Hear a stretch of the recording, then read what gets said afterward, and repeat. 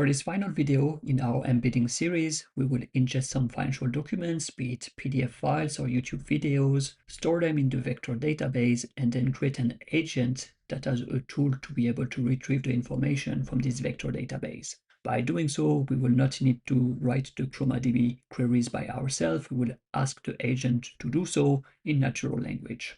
After creating the usual Mistral AI client, there are 4 steps in this project. The first one is to create the embedding function and the ChromaDB collection in which we will store the documents. The second step is to create a pipeline to get the PDF files and store them in the vector database after embedding them. The third step is to do the same, but this time for the YouTube videos. We first need to get a transcript, chunk it, embed it, store it in the collection. And finally, we will create an agent so we can communicate with this vector database. I saved a couple of PDF files on my computer that we can use for the PDF pipeline. And these are some earnings reports from Tesla for Q1 2026 and Q4 2025. We can see an example of file here, and we see that this is a mix of text, charts, pictures, and sometimes tabular data as well. So we will need a good OCR model first to extract all the content from this document before we can embed it and send it to the vector database.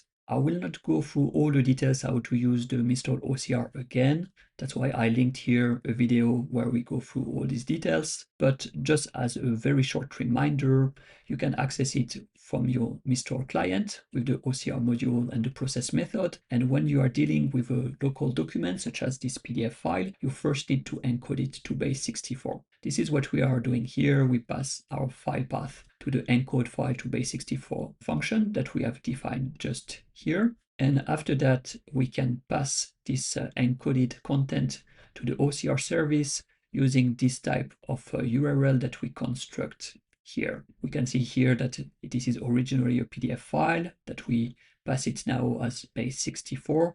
And here, this is the base 64 content itself that we can pass to the OCR. When it comes to the illustration, we don't want to lose any context. So I'm also providing a structured format, how I want each illustration to be documented. And this is why I created this illustration class just above. So for each illustration, I want to know both what is the type of illustration and a short description of it. The type, it can be a chart, it can be an image, or other, if I forgot any other type. And the description, for example, if this is a chart, I want to know exactly what we see on the chart, what's interesting on it. The same for the image. So then we get it back as text that we can embed and store in the vector database. And finally, the function will return to me both the response from the OCR, but also the file name that I will need to use later as metadata in the vector database. Now that everything is defined, we can start creating a list to store all the OCR responses and just loop through the 2 files, and for each file, send it through this OCR PDF function, get back the OCR response plus the file name, and finally append it to this empty list.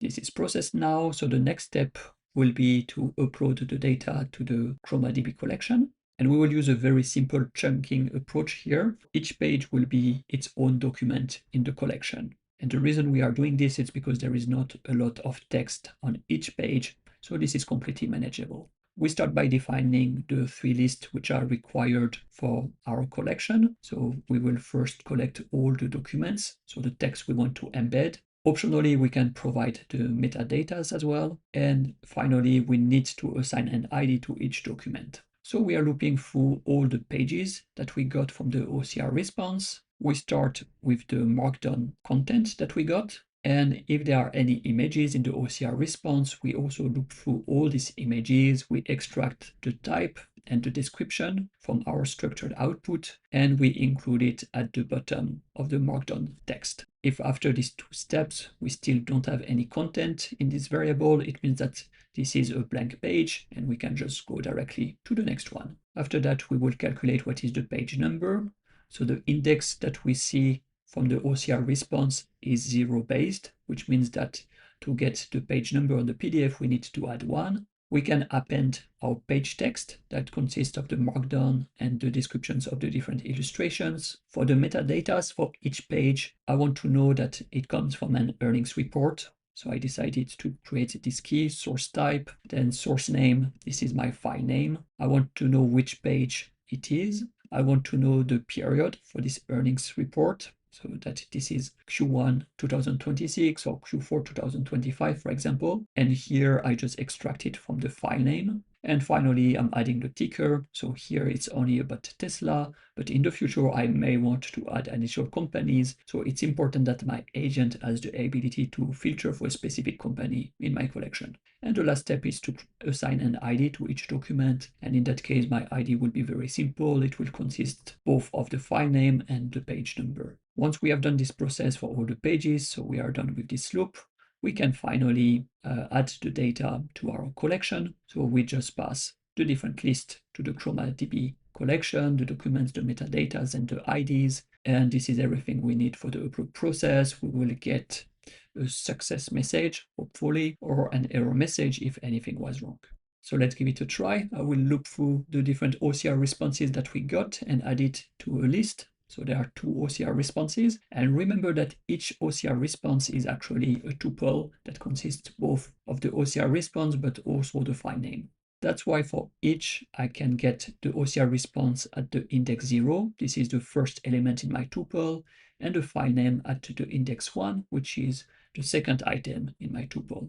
And I send them to this function that we have just defined. We can see that both were successful. So it started with Q1 2026, and we added 14 pages, and the same for Q4 2025, 14 pages as well. The reason we got exactly the same number of pages is because this was a parameter that I added here. And finally, we can try to query our collection just to see if it works. So my semantic search will be about the production figures, and I want specifically to add a filter on metadata as well. So I want the period to be Q1 2026, so I don't search in both documents. Here we can see the result. So everything is about the same PDF file, of course, about Q1 2026.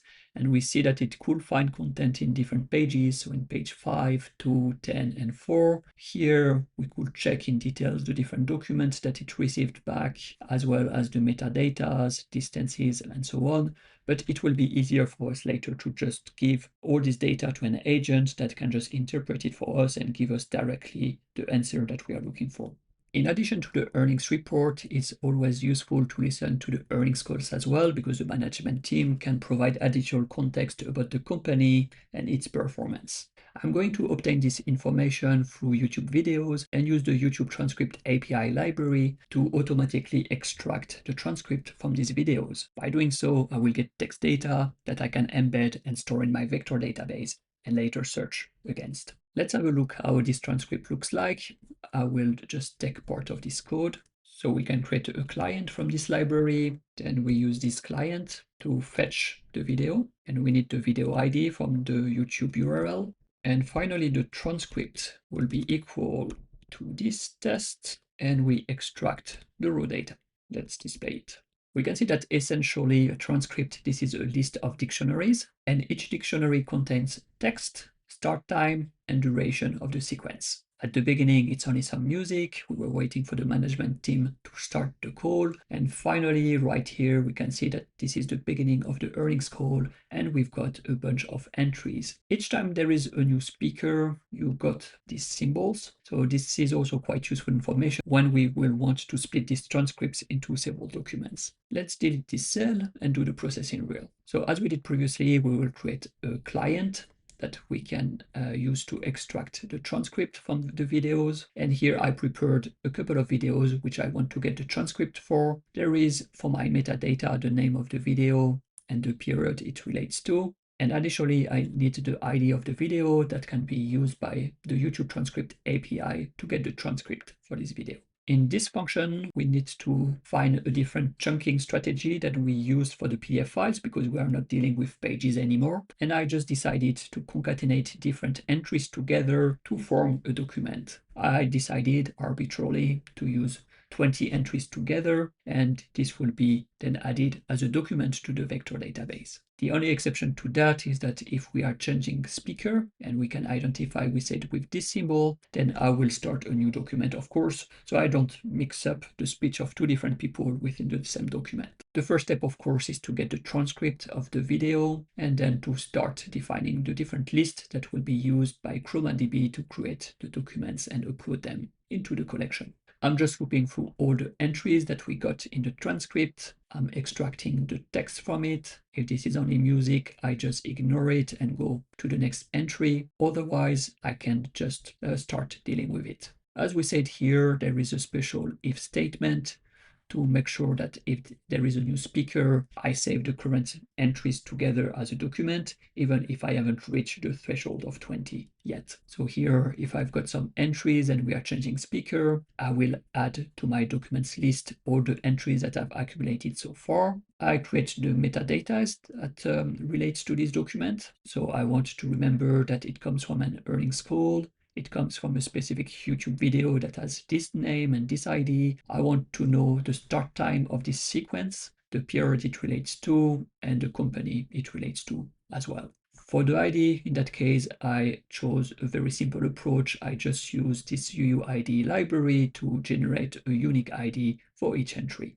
And finally, I can reset the entries list so I can start accumulating new entries together to form a new document. So we have seen how we save it if there is a new speaker, and this is a new strategy here. If we reach the 20 entries, we also save everything in the different list that later we can use in the ChromaDB database. And finally, at the very end, once we are done with the loop and we have looped through all these entries, so there will be some documents that maybe haven't reached this threshold of 20, and we also need to save them in the last document. Finally, I return the three lists, so the documents, the metadata, and the IDs, and I will be able to use this list to upload the documents into the ChromaDB collection. This is what we are doing here. So first I will run this cell, and now I've got my list of videos. I can loop through these videos, and for each I will call this function. By doing so, I would receive my tuple with documents, metadata, and document IDs, and I can use them to upload the documents in the ChromaDB collection. And we can see that it was a success indeed.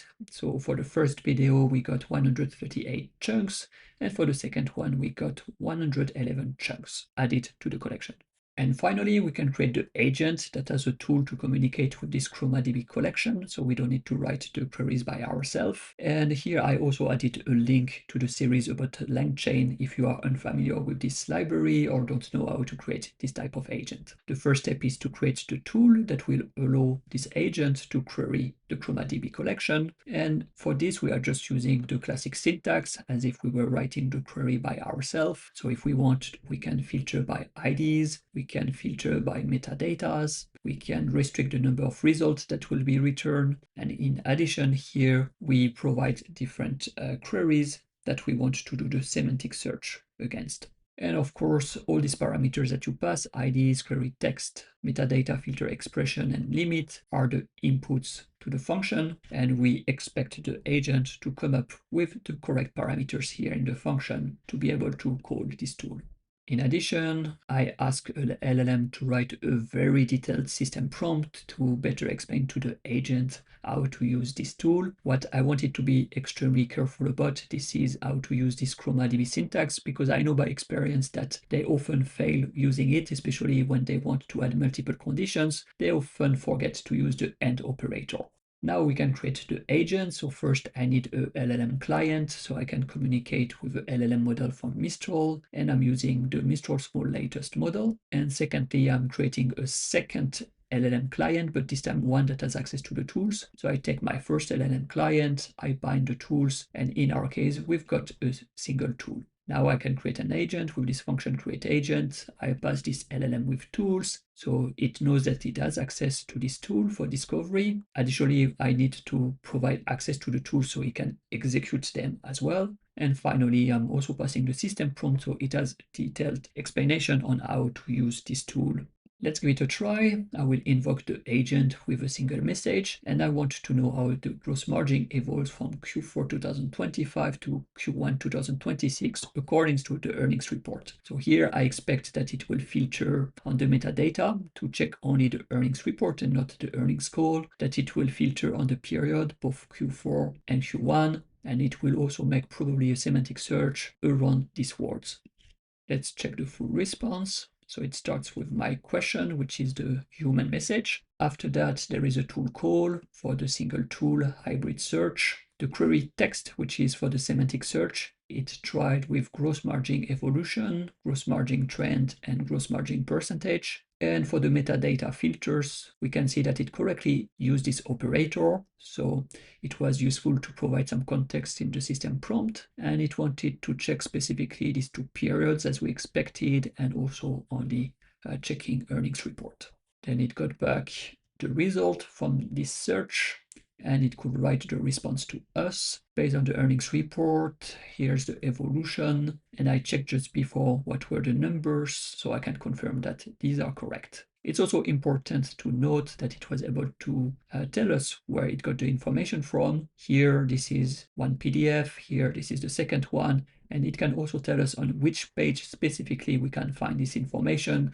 So this is very useful for us to double check that the information is correct. And this is much faster than going through the entire report to find this information by ourselves. Let's try a second question, this time for the earnings call. So here I'm asking what updates did Elon give regarding the Optimus production schedule in the Q1 2026 earnings call. So once again, we can expect that it will filter on the type of a financial document. It will also filter on the period and make a semantic search around these different words. And if we check the full response, of course, it starts with our question here. Then for the semantic search, it used Optimus production schedule updates Elon Musk. So it tried with a single long term. For the metadata, it used the correct period and the correct source type. It got back some results, and then it gave us some information that they should start the production around mid-2026, which is what they said in the call. But this is something which is hard to predict, which I also remember hearing in the call. I hope it has been useful, that it can also help you connect different things that we have seen so far, like OCR and embeddings together, and I will see you in the next video. Bye bye.